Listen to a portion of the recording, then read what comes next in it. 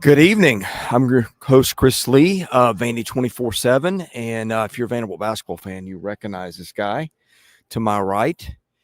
He's Will Perdue. He's one of the legendary greats who's played here. He was on hand for Vanderbilt to win over Eastern Kentucky tonight. Will, good to be with you. Thanks for doing the show. Before I hand the mic to you, reminder, we're brought to you our basketball content by the Wash House and our football content by Joe Bulovas of Bulovas Wealth Management. Won't do the full reads tonight because it's a little complicated here. It's a new setup for us. But hey, just glad we could pull this off. Will, thank you so much for joining us tonight. So after welcoming you, let's get your thoughts on what you saw here tonight and what you've seen through 3 games. Well, Chris, and thank you for having me and for being flexible and making this happen as we're sitting in an empty Memorial Gymnasium after the game. But, listen, I was impressed with how this team can play. Yeah. And what I mean by that is that what we've seen through 3 games is they can obviously play up tempo and prefer to play up tempo, but at the same time, they can play half court. And I think one of the things that you've seen from this team is that the chemistry seems to be coming together a lot quicker than last year's team. And I think that's the benefit of, bringing back Tanner, bringing back Nickel, bringing back McLaughlin, kind of the core of the guys he was really leaning on in order to make that happen. So I think you'll see the chemistry of this team continue to get better with each game. Listen, we can sit here and talk about the opponent, but at the end of the day, you just play who you're stacked up against. Yeah. Obviously, they overpowered Eastern Kentucky, but that's what you wanted to see if they were mentally prepared to do. And I think tonight you saw that, and that's what I liked about their mentality. I was able to go to their practice on Tuesday prior to, tonight's game. And Mark harped on the fact that this team would come out and play fast. This team would play physical. And that's exactly what they did. And I thought Vanderbilt was ready. They actually paid attention to the scouting report. And they missed a couple shots, but they settled down and then took control of the game early. And that's what I wanted to see. They took it seriously, kind of put Eastern away, but also at the same time, we're able to work on different things throughout the game. Remember, this is a process now to get this team ready for SEC play. And I think now as we get deeper in, maybe not so much Saturday's game, but when they get down to the Bahamas, I think that's when they'll truly be tested. Excuse me, the distraction here is me scrolling my phone. I usually got all kinds of stuff in front of me at home, TV monitors, my screen. I'm having to go off the phone to get some stuff. You mentioned chemistry. Mark Byington mentioned in the press conference after the game how good this team's chemistry is. I asked him a question about selecting stuff in the recruiting process. He said they're looking for guys who want to win. He said finding guys who score points but are happy they score points in a loss is not what he was looking for. You just get the sense in listening to him speak how pleased he is with the guys he's got. And look, 5 guys in double figures tonight. He's got a lot of guys who can really play, but seem also content to share the basketball. And I think that's what potentially makes him special. Yeah, I did not see the Lipscomb game and then didn't miss much, one big. But I did watch the UCF game from start to finish and obviously was present tonight, right? We saw how well they played in that first half against Central Florida. Kind of took their foot off the gas and paid the price. Still won the game, but they had to play a lot harder than they really needed to in that second half. But again, a good test. As you talked about from the chemistry aspect and what I saw in practice on Tuesday, the communication between the guys during dead ball situations, the willingness to make the extra pass to find not just the open shot, but the better shot, right? And also, the aggression to attack the basket and then spray the ball out. That's the style everybody wants to play, right? Get up numerous threes. But I also thought that what I saw tonight that impressed me was that when guys had layups, they took them. They didn't necessarily pass up wide open layups to try to hopefully maybe get a 3. They took the easy bucket. They took what the defense gave them. And when the guards were able to turn the corner and get to the rim, they took the shot or got to the free throw line. And that's what I like to see, is also making good, smart decisions.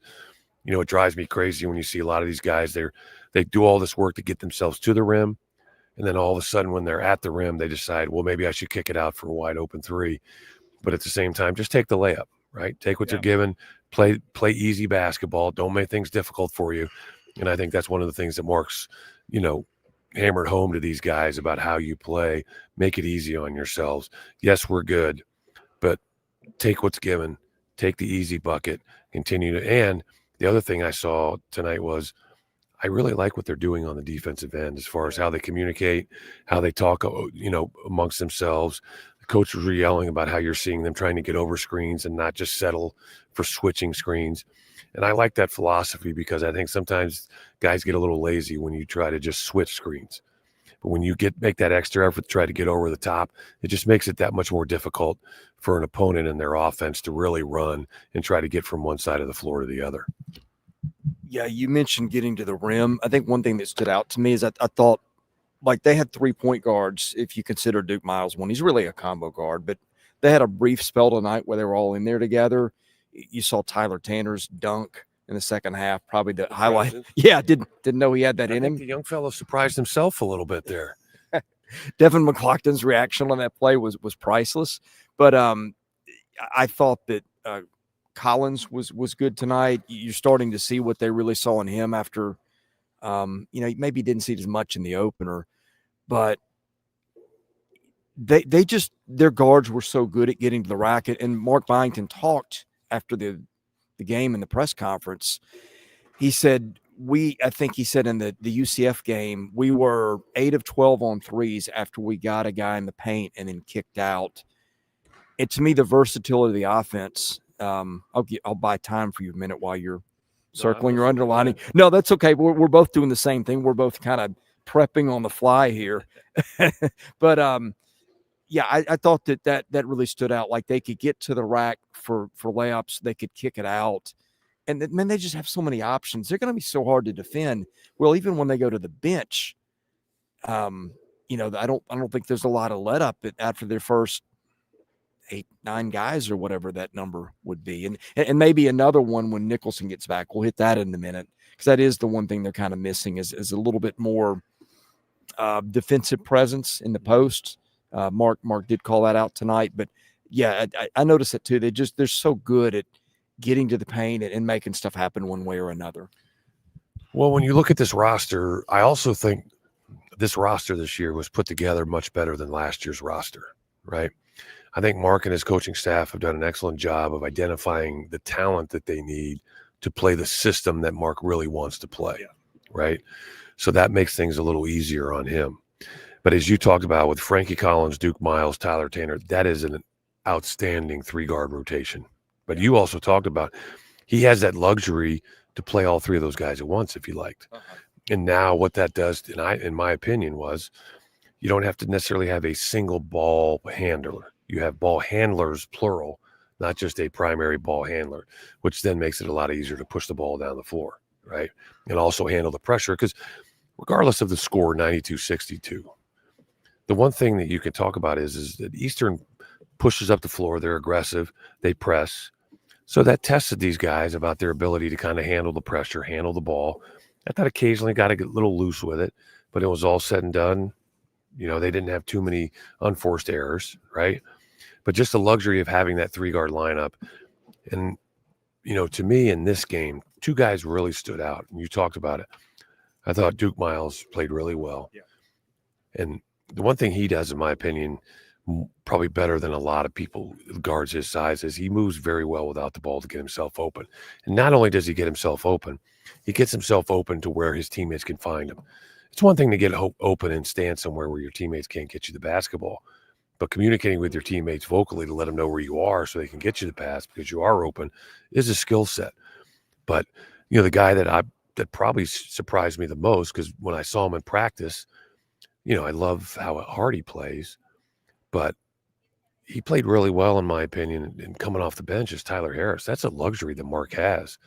And probably the best thing about him is that guy can play numerous positions, right? Yeah. And I think that's also the thing that he didn't have last year, was that guy that could play, briefly in the post on the defensive end, but most notably has length and can guard guys out on the perimeter and also get a hand up on shots because, he's 6'7" with long arms. And that's what the thing I loved about him. Now, what I don't, and I know I'm going to butcher this, right? But just call him AK. Yeah. Is that what everybody calls him? it's a Cherokee. Yeah. I'm not 100%. But he also is another big, right? As you're talking about a guy that's 6'7", that can guard some guys on the perimeter. He's got really good footwork, but because of his size, has the bulk to kind of go down in the post if you really want to go small. It's kind of push some guys around. Now, what happens when that you deal with that? As you saw in the UCF game when he went small, they got killed on the boards. So that's where now you have to be a little more alert mentally, knowing that all five guys, you hear the term, he's got a gang rebound. But they've had some good tests. They've answered those tests. And as you move forward, they're going to continue to get better. But as you talked about, we both have touched on the chemistry aspect, but also the depth. And I'm not so sure that he's set on this starting lineup that he has at the moment. And he's kind of tinkering that. But the main goal here is to get not only him, but get these players comfortable, figure out who plays best with whom, and get these guys ready for when the SEC conference play starts. The depth is what's really starting to pop to me. I think they've got 7 or 8 guys that would start for just about any Vanderbilt team over the last 15 years, probably any team. Like, I think there's kids on this team that are this year that might have started a year ago. You're already seeing Nicholson's been out. And although the better part of their depth isn't in the post, like that's another piece they have. Like when he comes back, he was the most effective shot blocker at his previous stop of anybody on this team. So, and that's where chemistry again comes in, keeping these guys happy. But that's what pops to me is so many really, really good players on this team. It really is. And you think about it now is that's one of the things we've constantly talked about, right? Is when you look at a team that should be successful at Vanderbilt, it should be men's and women's basketball, right? Because unlike football, that's very successful at the moment, you don't need 90 guys, right? You basically need 14.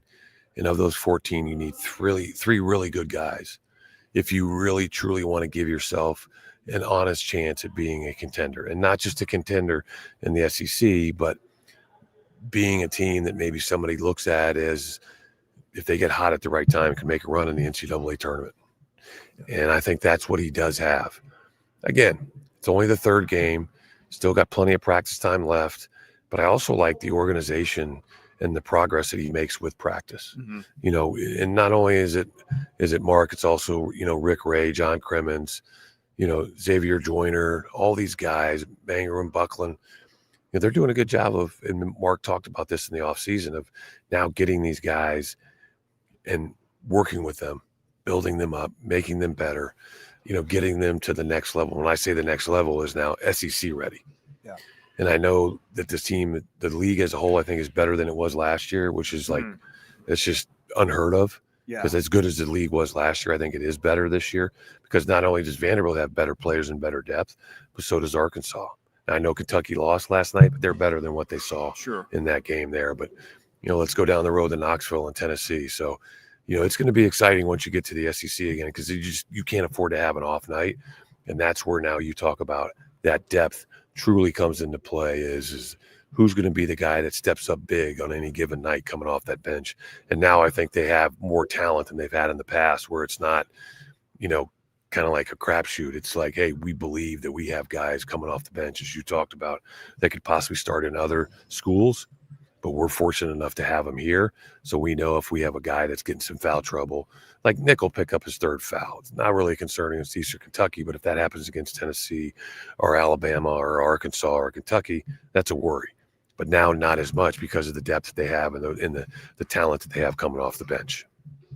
Yeah, I think the coaching staff has done a tremendous job. They don't look like a team that's playing its third game in the middle of November. I mean, they're a lot much further along. Maybe some that's being old, but still you have to play together, which they haven't done for all that long. I mean, you've only got 3 guys that really play a role that were here a year ago. That's one thing. The other thing too is, like, they were a 28.5 point favorite tonight. They won by 30, so they took care of business. But Eastern's a team that has really pressed. They've led the country in steals before. They got after Vanderbilt tonight, full court. That was the type of matchup that if you don't bring your A game, I remember Auburn, a week ago opened with Bethune, got taken to overtime.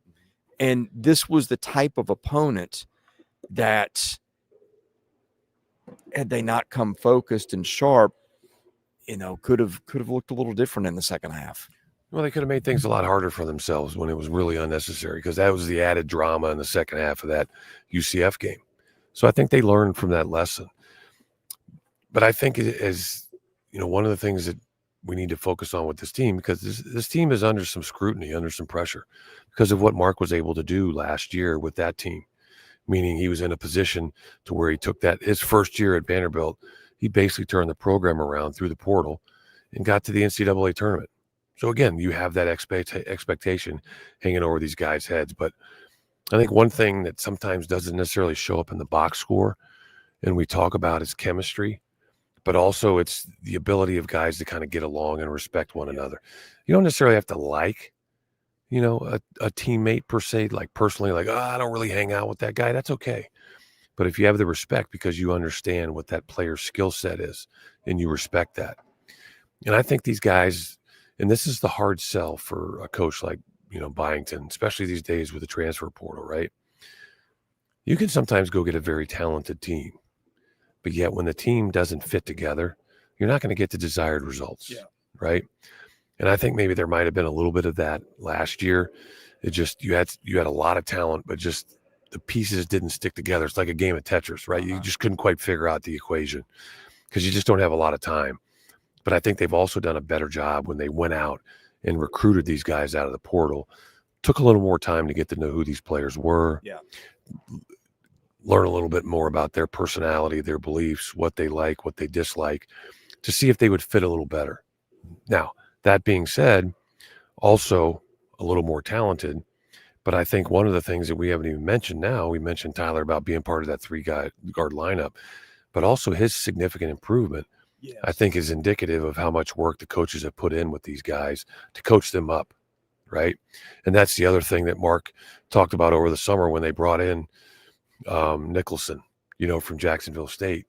He didn't use the word project. He said the guy's got a good base, but we really need to get him better. We need to coach him up.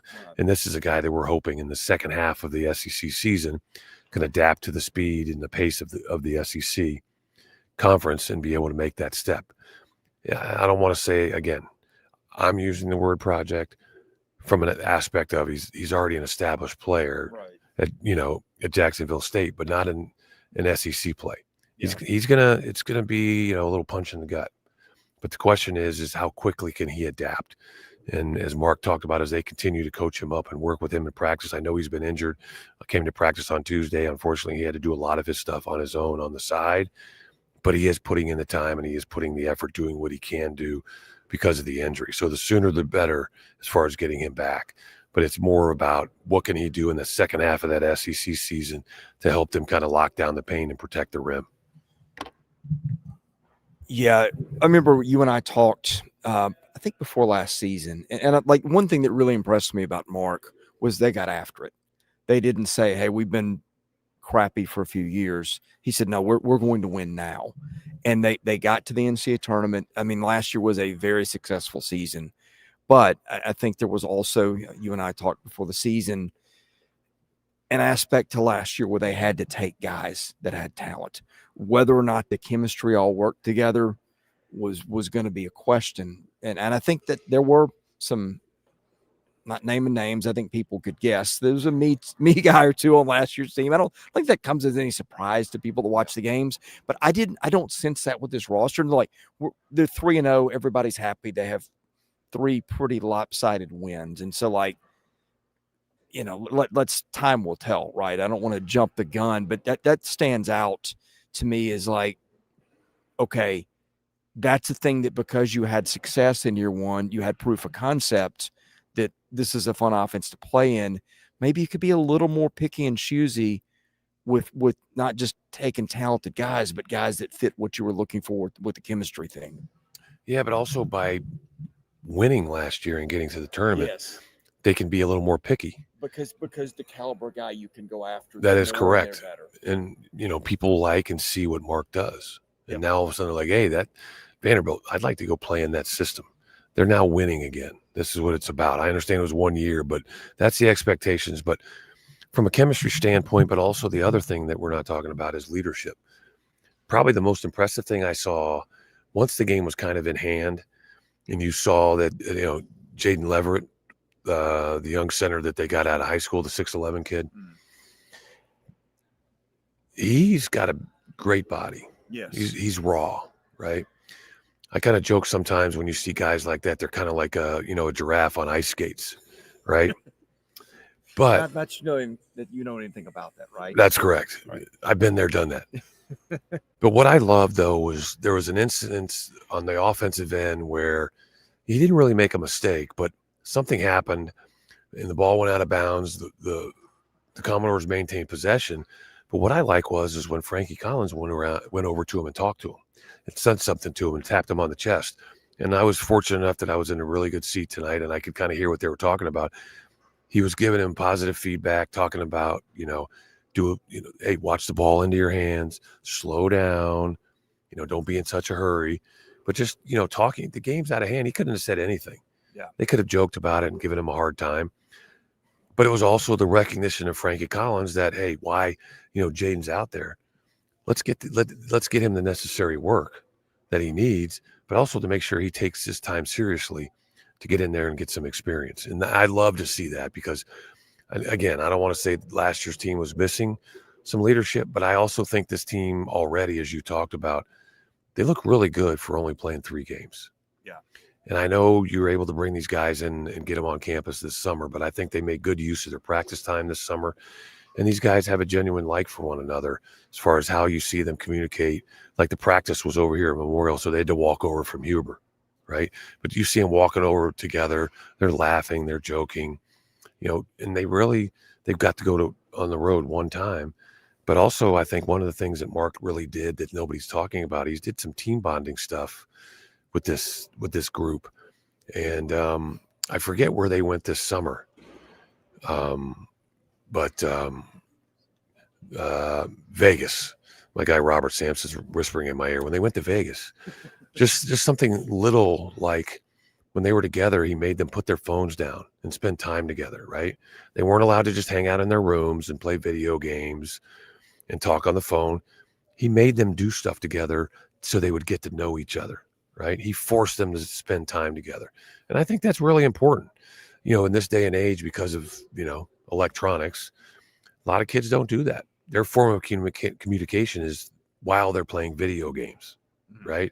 Even though the other kid might be in the room right next door, Yeah, right? But doing stuff like that, I think, has had a really significant impact on this team and help them get to where they are so quickly. Yeah. Now, I think they're playing great. The fact that it's been Lipscomb, the fact that it's been Eastern Kentucky, it'll be Arkansas, Pine Bluff. Nobody's going to really look at these wins and say, oh, that's impressive. But when you get here and you look at them and do the eye test, then you'll be more impressed than maybe watching them on TV, watching clips online, and seeing how good this team is at the moment and how good this team, I personally think, can be, even though, you're going to be duking it out in the SEC. Yeah. By the way, if you got questions or comments, get them in the chats. I think that the night is drawing a stranger audience. We've got some people that may not be basketball fans in the chat, but hey, there's almost 300 of you watching right now. So I know there are some fans out there, but you said something. I wouldn't grab your stat sheet because I don't even look at classes anymore because what does it matter? It's insignificant. Right. In terms of how much have you got left, but where it is significant is age. And you look at this, because I'm just thinking like Frankie Collins is an older player, and that was an older player thing to do. Collins, graduate student. Miles, grad student. Tyler Nichols, senior. A.K. Okereke, grad. Jalen Washington, senior. Miles Keefe, doesn't play much, but senior. Mason Nicholson, grad. Devin McLaughlin, senior. Like, that's an old bunch. And I think that could go a long way in getting them where they need to be. Well, I think then that kind of now goes back to, with the transfer portal, it makes it difficult to keep, kids, right? Because they all want to put their name in the portal every year, right? What's my value? How much money can I make? right? I mean, think about it. Saban talked about that, this whole portal thing. When kids are talking more about how much money they're making instead of talking about how distraught they are over a loss, that's when he talked about he had to get out, right? Because that's not what I'm part of. And it wasn't necessarily the money thing. It was just what the kids thought was important. I think Mark has done a nice job of, spending wisely, right? But also bringing in now, because they have the ability to have a wider width of choices, because he got into the game so late last year. He did a good job, but now he was able to kind of, even him, going from a smaller conference to the SEC, right? Kind of getting that belief that, hey, my system can work, right? How I want to play can work in the SEC. So that's given him even a little more confidence. So I think you're seeing that across the board. And again, we're just trying to work on building ourselves, preparing for SEC play. I am anxious to see these guys go out to the Bahamas because I think it would be important for any team, quite honestly. Sometimes you say, well, that game was more important for one team than the other. And there's a lot of truth to that statement. But I think now when you talk about being able to put these teams together, the number of new faces, right? Going out and winning a tournament will do a lot for their confidence, but it'll also do a lot for Mark's confidence as far as him having the belief that, hey, I'm getting across to these guys and these guys are listening. These guys are buying in. And it's, the proof is in the pudding about how we're winning games and as the opponents and the quality of the opponents get better. One more thing, two more things. A.W. Hamilton, Eastern's coach, we had a few minutes with him tonight. He was asked about George Kimball, who transferred from Eastern Kentucky, was on A.W.'s team a year ago, now redshirting for Vanderbilt as he sits out with an injury. Raved about the kind of kid he is. Said he was, maybe leading the country in steals when he got hurt a year ago, or close to it. So said he's a great fit. A.W. Hamilton said he and Byington are friends. He said, I don't know why I keep playing him, but he said he talked to Mark about Kimball, said he'll be a great fit here. So wanted to mention that. The other thing, and as I'm going to go scrambling for the mailbag, Mark Byington brought this up tonight. He said attendance has got to get better. We know about Memorial Magic and what it can be, but we've got to have more people in the stands. And he referenced Shea Ralph saying it too the night before. The only thing that's been disappointing about the season so far is the crowd. And like you and I harped on it for years, like you cannot neglect the fan base for as long as Vanderbilt did and not make, an equal effort or greater to bring them back. I think Mark and those guys are doing their part. They're putting an entertaining product out there, but I think fans have just gotten out of the habit of going to games.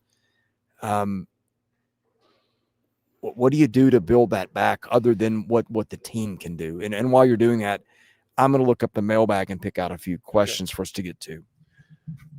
And listen, I'm honest that I love the fact that Mark brought that up. Nobody asked him about the fans, right?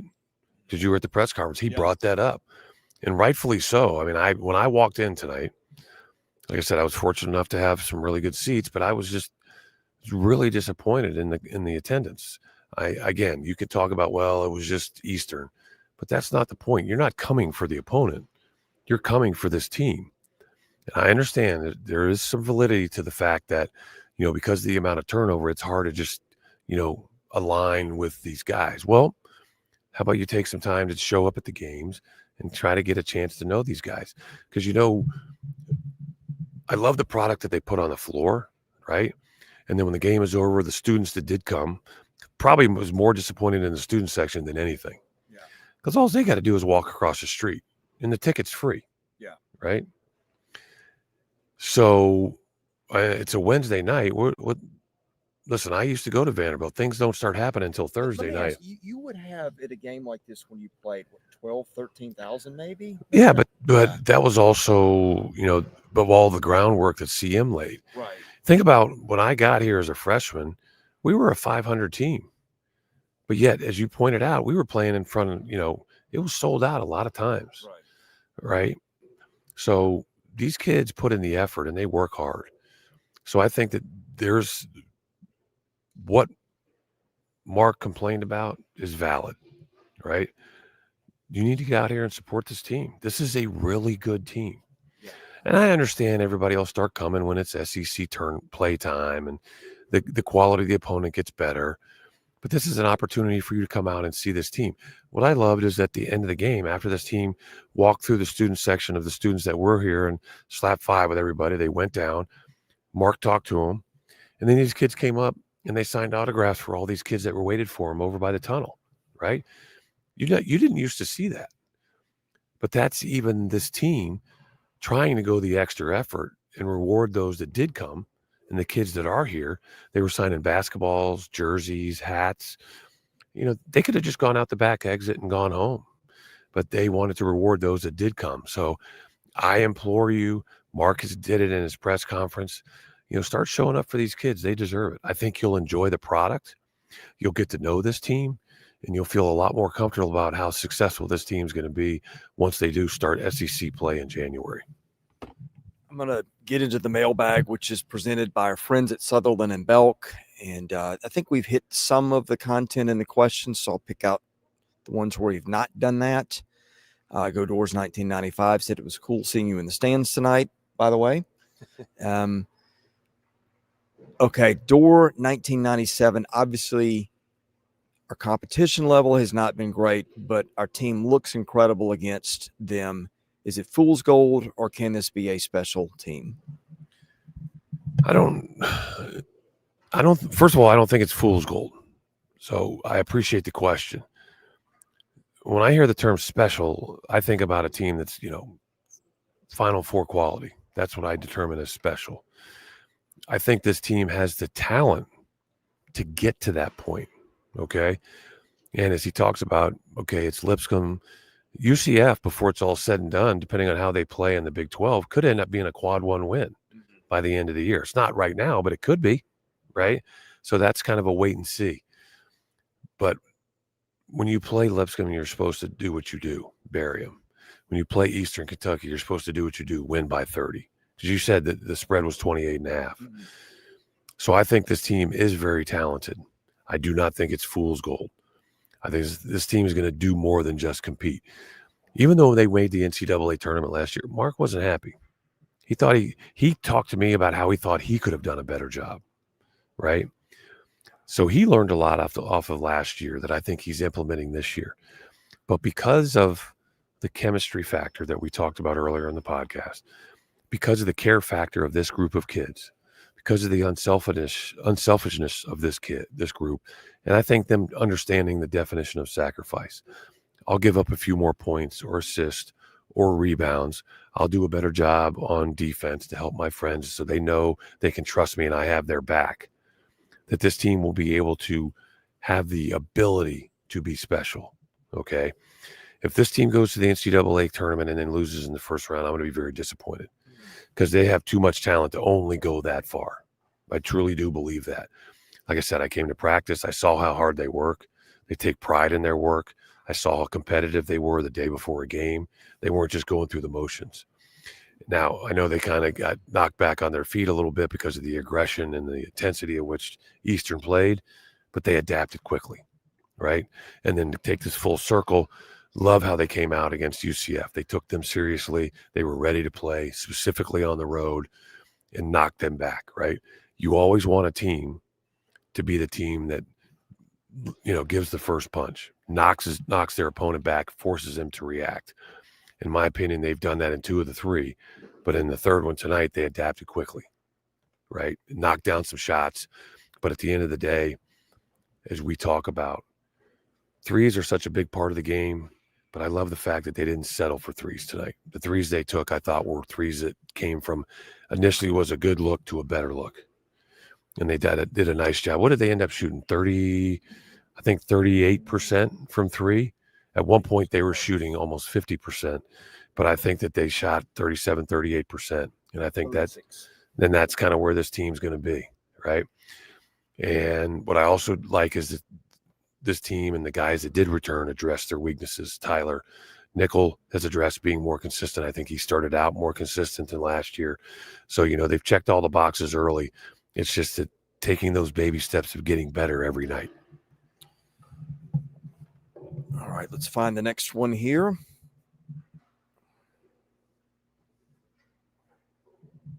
Okay, let's see. Okay, where's the one I was looking for? Okay, Door 1997, small sample size, but what players have most exceeded your expectations so far? Yeah, I'll start, obviously, with Tyler Tanner. Had a great freshman year, right? Really needed to work on his shot. I really love how his shot looks right now, especially the quickness of the release and his ability to go from a crossover dribble to shooting the basketball. It's just really difficult for the defense to react, right? Yeah. I just don't understand. This guy is unbelievable he just has a nose for the basketball on defense. How many steals did he have tonight in that situation? Yeah, I mean, his ability and then deflections and his help defense is spectacular. I mean, the guy really understands how to play the game. I knew he had the basketball IQ just by watching him play last year as a freshman. But now you've seen him. He's gotten a little bigger, a little faster. His shot is better. It's more reliable. He's one of those guys is just you got to have him on the floor. So now, Mark's in a position to where he's got to figure out, hey, where can I give him them spot minutes to get a blow? Because there's no doubt how much better the team is when he's on the floor, specifically on the defensive end. And I was really impressed, as I talked about early on, with what I saw from Tyler Harris. His versatility, his ability to play numerous positions, has three-point range. On defense, you have to account for that, but also the length to put it on the floor and attack the rim. But also what probably is more impressive and really helps what Mark wants to do is guard numerous positions, numerous players, the smaller player, the bigger player, which, makes him kind of like, a Swiss Army knife, can do a little bit of everything. Yeah, and I feel like to have a few of those type guys on this team too. I mean, particularly the guards. I mean, a Duke Miles, like all the stuff he can do is just that's a real big piece to have. And I think right now, I'm glad you brought that up because, I did mention, I liked what I saw the night in the game with Duke Miles, but I think also his ability to handle the ball, run the team. Then you got Frankie Collins. I mean, it was kind of across the board that I was impressed with what I saw. It wasn't like I was sitting here going, man, this team needs a lot of work. Yeah. And I caught myself saying that early on about last year's team, but they put in the work to get where they got in the SEC tournament with, huge wins throughout the season. But that's where I think this team right now, after 3 games, is miles ahead of last year's team. And not just from a talent standpoint, but just how they're playing and how they're figuring things out. And a lot of that has to do with what, Mark, as I talked about, going to Vegas and just, forcing these guys to spend time together, learn about each other, start to care about each other. And that bleeds over onto the floor when they play for each other. Yeah, I mean, I think, again, just so many parts. And last year's team it had limitations.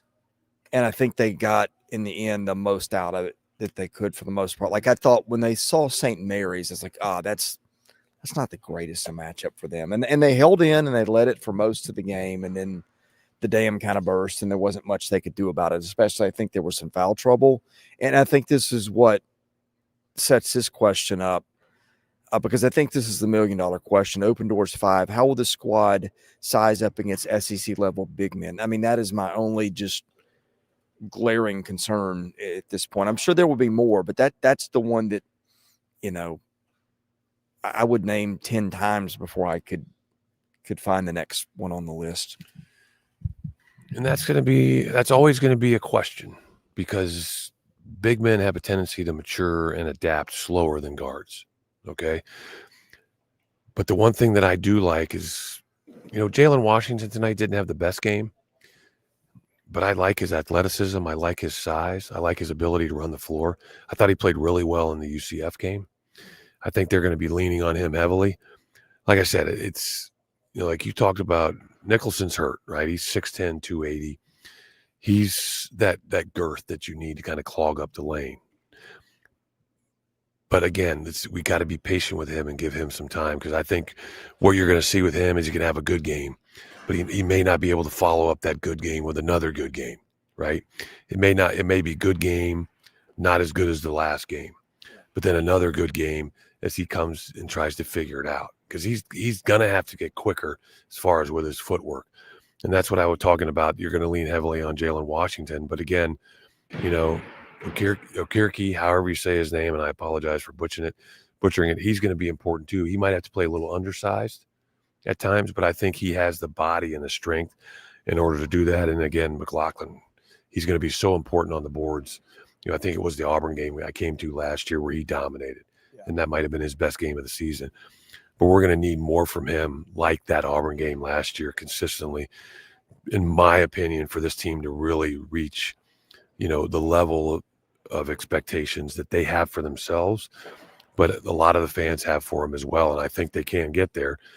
But to kind of wrap it up in a bow, the good thing about this team is because of the talent level, they have more room for error than last year's team, meaning they cannot play to their best, not necessarily have their A game, but still win games. I don't think they had that luxury last year. Yeah, I mean, no doubt. I was thinking as you were saying that, like, McLaughlin had to play a couple of stations above his ability last year. I mean, they don't have to be outstanding in the post. They just have to be able to get through a game without, having all three of those guys in foul trouble if Nicholson is kind of what people thought he was in practice. So I think they've got some luxuries. And even you can use an Okirky, you can use, a nickel in spots to get some minutes there in there at the 4. It's not ideal, but there is some flexibility that at least makes it an option. So 2 more questions and I'll get you out of here, and me too. Midge VU wants to know who would win a game of horse between Barry Goheen, Charles Mays, Barry Booker, Scott Droud, and Derek Wilcox. By the way, got to meet Barry Goheen, I think, for the first time in person tonight, which was really neat. A guy that I grew up watching. So, I don't know if the answer varies now as opposed to what it was when those guys played, but I think the answer is still the same. Scott Droud. Really? Okay. I mean, he was the best shooter. Okay. Bar none. Okay. Everybody knows about Goheen's heroics, 7 or 8 game-winning shots in his Vanderbilt career, right? But our best shooter was Scott Droud. And when you talk about a horse game, my money's on him. Yeah. Period. I mean, listen, all those guys would make it interesting, because all those guys could shoot with Goheen, Mays. I think Booker was a better shooter than people really know, as was Derek Wilcox. But I think Scott Droud was the best overall shooter. He kind of was the true definition of the bomb squad because of the depth. Remember on this sideline here where we are, right? There was a star over there where it used to say Commodores, out of bounds, right?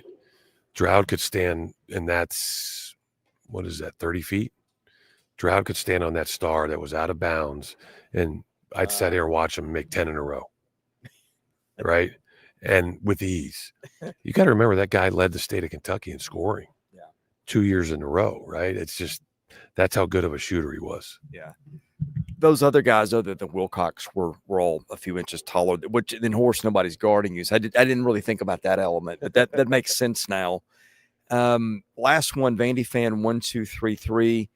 Where are we with the new initiative, and what percentage of your goal have we met so far? That, of course, the Nashville Basketball Initiative, of which you founded and are part of. And by the way, again, we're going to be doing this a lot this year, I hope, pending your schedule. I know we both have good intentions. Sometimes life gets in the way, but I think we'll pull off something on a fairly regular basis. And I think part of that is going to be promoting that and maybe even doing some stuff in person with our abundant free time. I say that sarcastically. Tongue in cheek, but listen, it's been an uphill battle with the Nashville Basketball Initiative over the last probably 3 to 6 weeks. We've really made some serious headway. The main thing we had to do from the beginning was start to build relationships, and that was the hard part. I didn't feel comfortable just kind of running like a bull in a china shop and just asking for money. I didn't think that was appropriate. I didn't think that was the way to do it. What we're trying to do is sell a belief and bring in those people that believe in what Vanderbilt basketball can be and what it used to be like here at Memorial Gymnasium. right? It was must watch television. Yeah. And I think Mark's doing a better job of now, as we just talked about, talent. This team is much more talented than last year. So what we're trying to do, and for those that are like, it's called the Nashville Basketball Initiative. And the way the rules are slated right now, Vanderbilt, just like any other university, is responsible for raising the money for rev share, right? And revenue share is divided up 75% for football, 15% for men's basketball, and then the last 10% goes to baseball, women's basketball, and some other ancillary sports, right? So basically 15% of what ends up being 18 million is about 2.75.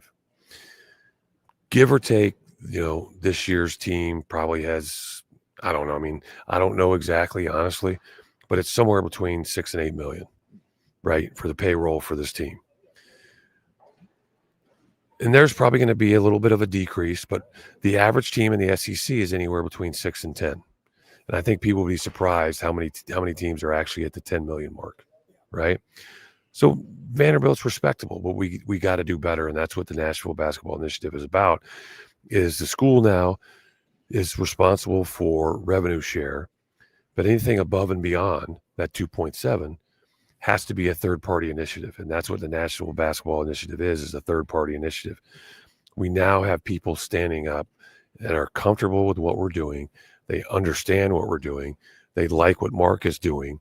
We're all getting our ducks in a row, and they've now said, how can I help?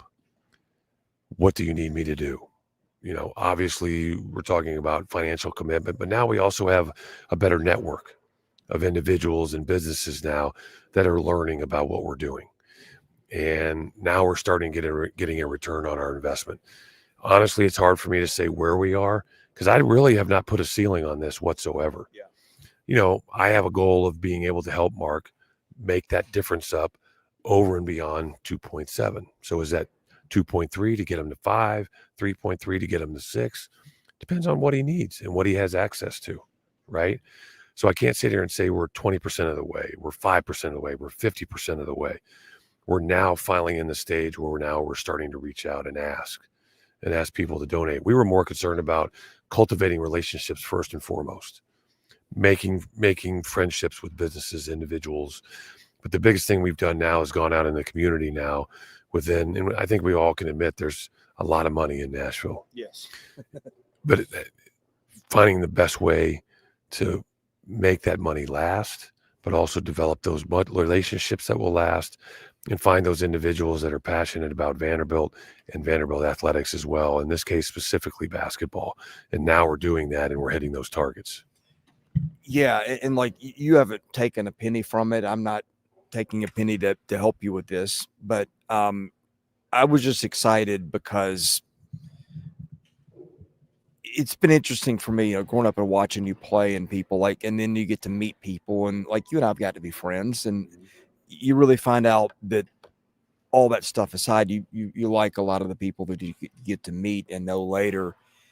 And I think there's never been really a way to connect the fans and the people they rooted for. And I think that's the part that I've really been excited. I don't have a lot of time, but neither do you, but it was worth it to me to try to do something. You've always got this list of stuff in your head, like, man, it would be cool if you could do this or that. And I've had that mental list for a while. And I thought kind of being able to be a connecting point. You mean this list? Yeah, that list that looks a lot like that. I'm old school. I still like to write everything down. Right. Well, I'm impressed with the penmanship. That's really well done. Well, I initially was in engineering, and some of my best classes were the drafting class, right? So that's where I've learned, and that's the other compliment I get is that when people ask for my autograph and I hand it back, they're like, "Wow, I can actually read that." Right. But I think you made a valid point. And one of the things we did tonight before this game is we had a social event over at the Marriott, right? Just kind of impromptu put that together, but we're also trying to bring back the former players. Yes. There's even been some apathy that's set in with them as well, right? So we had Brian Osmiller. We had Dale Clayton, who's the coach that recruited me, lives here in Nashville, right? He came. Steve Reese, Barry Goheen, Barry Booker, Robert, he's on the side here. Who else was here tonight that we were talking to?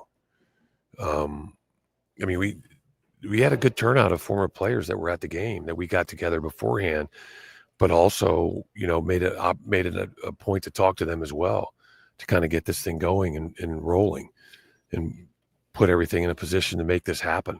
Because we got to be able to get the players back together as well. Because as you talked about, when you can come to these events, come to the Vandy game, and you see players at the game, that's kind of a reminder of what type of relationships you developed with these guys during the time frame when you do play, right? And there you go.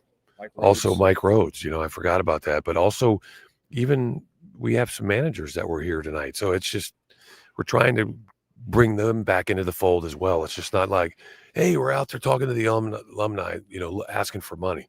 We're also trying to develop something that we used to have, was that camaraderie amongst former players. And we're trying to get that back as well. So, it's a multi-platform process with the Nashville Basketball Initiative. It's just not about raising money. That's an important part. But getting former players back into the fold, getting them back into the gym to support Mark as well. Yeah, and you and I did podcasts. What was it? Maybe 3 years ago. We were doing them for a while. Then it just got to the point like, what's the point? And then we got busy, and then last year was good. And we've been intentional about carving out time, and I think we will. But there hasn't been much to celebrate for a while. And okay, maybe it's not Kentucky's tradition or Louisville's, but it's yours, and it matters to the people that watch games here and played. And there've been some great moments. And so I think that's been the neat thing, is maybe being able to bring people together and have some fun with what suddenly is a fun product to watch. It looks like, as we sit 3 games into the season. Yep. And I think it's just slowly chip away at getting this back to what it was, right? And I think I'd be remiss if I didn't mention Drew Maddox. He's been a big part of this. Another big one, Shane Foster. And Shane was actually doing the broadcast for ESPN Plus. So, it's just, we're not, it's kind of feel like a salesman. We're knocking on doors, right? Trying to get our foot in the door, trying to get people back into the mix. But it's about alumni and former players as well, and kind of get that happy medium between the two, so that, and it's not just about reliving, right, the good old times. It's about putting Mark in a position to succeed, but also letting Mark know that we do care, because I want him to stay here. Yeah. I want him to be here. I know he wants to be here, and I know he thinks and has proven that he can win here. But at the same time, it's our responsibility, right, to put him in that position to succeed as well. Because the one thing that you see here, when a coach wins here, other schools call. Other schools are interested, because other schools talk about, if this guy can win at Vanderbilt, he can win here. So we got to make sure that we do what's necessary to keep him. Because, you can renegotiate a guy's contract, but if you can't bring in enough money, whether it be NIL, whether it be through rev share, to try to, help him with his talent pool, that's a problem. Yeah. But, Candace has done a good job of getting him to this point. Now it's the responsibility of the third party, in this case, Nashville Basketball Initiative, to get it to the next level.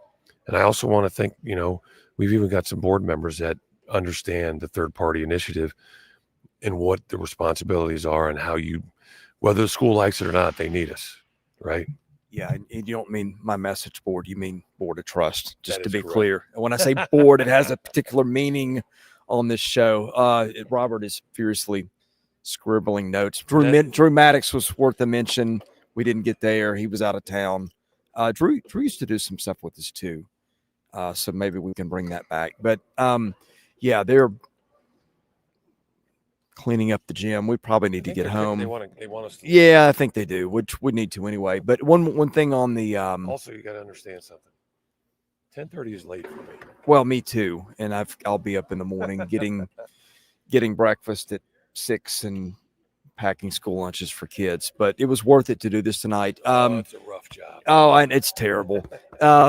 Midge asks about Mason Nicholson. Yeah, I kind of know what it is. I'll just put it this way. It's a minor health thing. I guess that's a good way to put it. Not like an injury, but just Right. something he's getting through, and nothing serious. So anyway, yeah, we're going to get out of here. We'll do this again. I don't know when, but hopefully. I always enjoy it, my friend. Yeah, me too. Hopefully, maybe around Thanksgiving or after. Maybe we can get one before. We'll see. Absolutely. But yeah, for Will Perdue, I'm Chris Lee of the Vandy 24/7 podcast. Thank you to our sponsors. Thank you to Wash House for sponsoring basketball season. Yeah, we appreciate you watching. God bless you. Have a great night. We'll see you again soon at the Vandy 24/7 podcast.